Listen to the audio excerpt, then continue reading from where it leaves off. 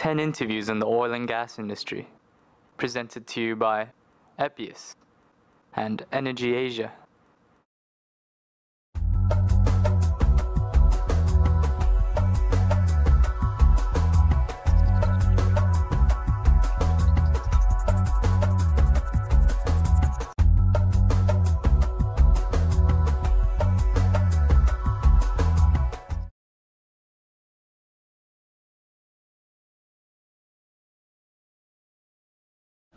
And now, may I invite Minister Mentor to give us some opening remarks before we commence the dialogue session.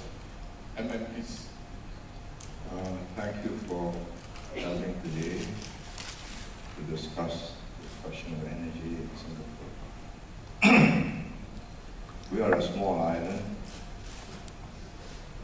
densely populated.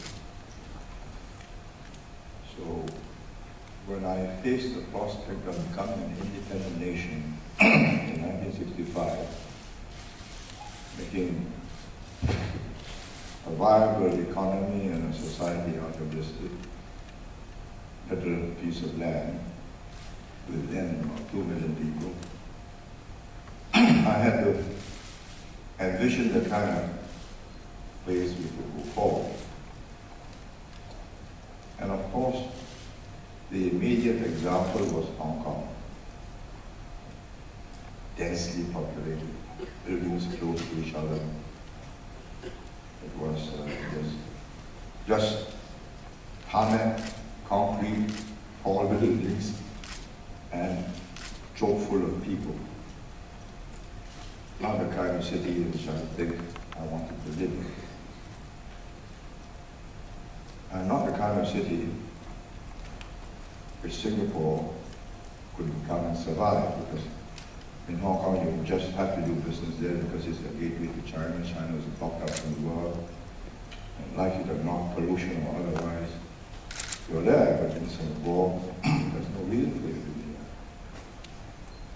So, to distinguish ourselves from other cities in the neighborhood, my intention was to create a first world oasis in a third world region. And I coined the slogan, Clean and Green Singapore. This was way back in '65, before the energy crisis in 1993. In this little island, we've got to keep pollution down, because there's no way to say these are high quality areas, that's low quality areas. If you pollute one part of Singapore, you've polluted the whole. And there are enormous troubles when you put up a petrochemical plant in Jurong. Sumitomo wanted Japanese standards. We wanted benchmark against the world's best. Because otherwise, yes, we got a petrochemical industry, but I remember Kaohsiung in Taipei, and you're smelling sulfur dioxide and all of the other fuels. So we set out to be clean and green.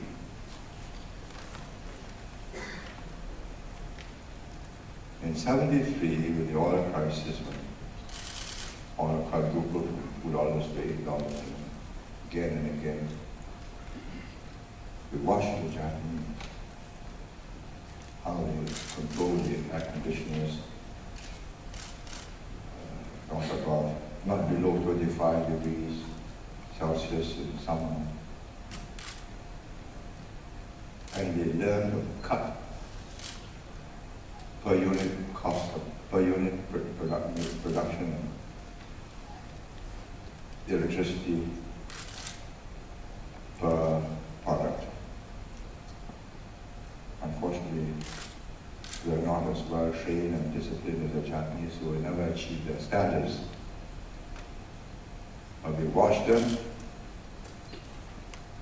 their buildings, the way they try to cut off thermal heat from warming up the buildings and so on. We try to emulate them. And in fact, I got the productivity chairman of the Productivity Center, a man called Mr. Cotto, to come here and explain to us how he does it. But we never reached that standards.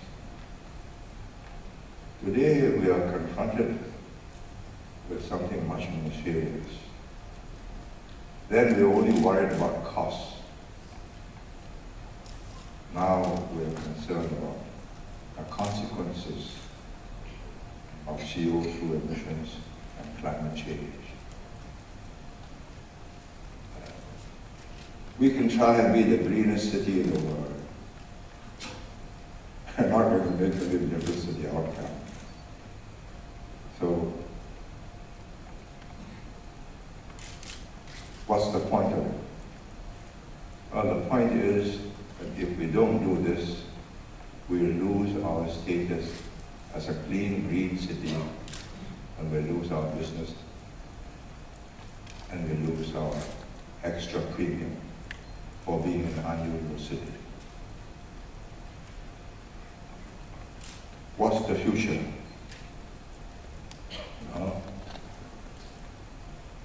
We use about 100,000 barrels of oil a day. We are refining 1.3, 1.4 billion barrels every day, but that's for export. We are a refueling center for tankers, container ships, and so on.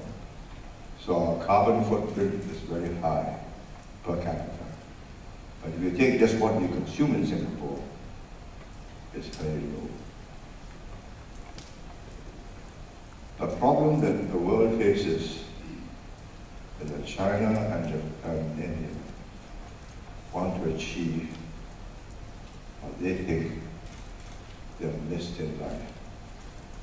The quality and standards of life, of living, which Japan, Europe, and especially the Americans have reached. They hit the per capita consumption of carbon-based energy that the United States is using. The ice caps will melt, and we are into very serious trouble.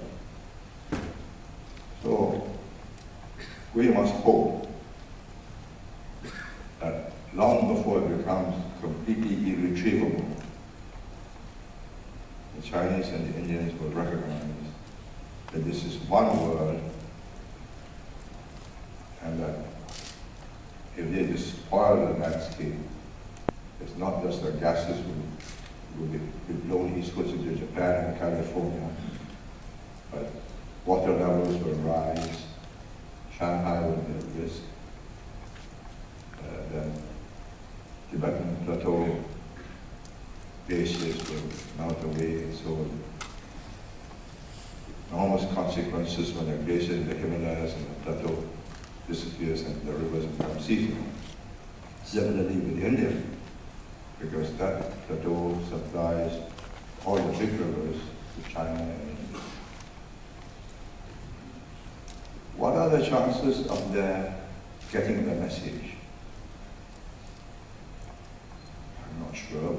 I think a green movement is slowly growing in China, not yet in India. So the Chinese are feeling they're being done in by this growth.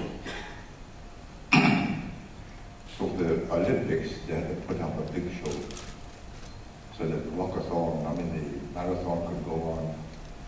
And they shut up all the factories in the surrounding, and I don't know how many kilometers radius of Beijing for 2-3 weeks beforehand.